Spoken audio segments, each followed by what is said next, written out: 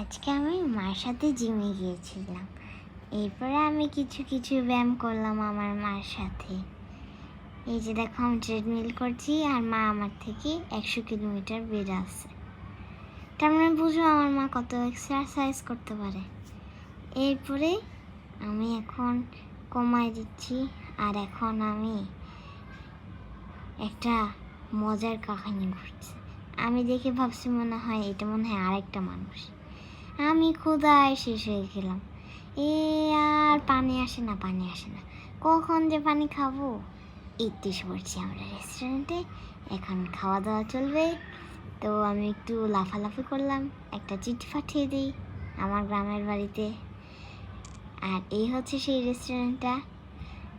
আর দেখুন কত সুন্দর।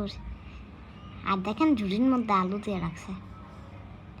আর দেখেন আমার মা পাদের সিঁড়ি বেড়ে টিঙ্গি টিঙ্গি করে হাঁটছে। এখানে আমি একটা ছবিও তুলব, কিন্তু আমার ছবি তুলতে ভালো লাগে না। এই তো আমরা নিচে নেমে গিয়েছি।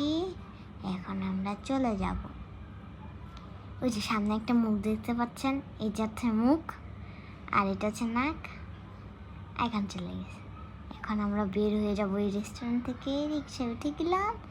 এখন আমরা রওনা দিচ্ছি আড়ংয়ের জন্য। এখানে আড়ংয়ে এসে পড়েছি। এই তো দেখুন আমার আড়ংয়ের খেলনাগুলো দেখলে খালি খেলতে ইচ্ছা করে। আর দেখেন কত ছোট ছোট রিক্সা, এগুলোর মধ্যে আমরাও চালাতে পারবো, তাই না বন্ধুরা?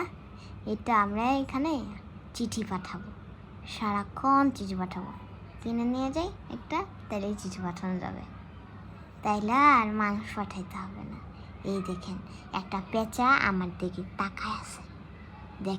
দেখেন একটা নিচে মজার জিনিস দেখবেন।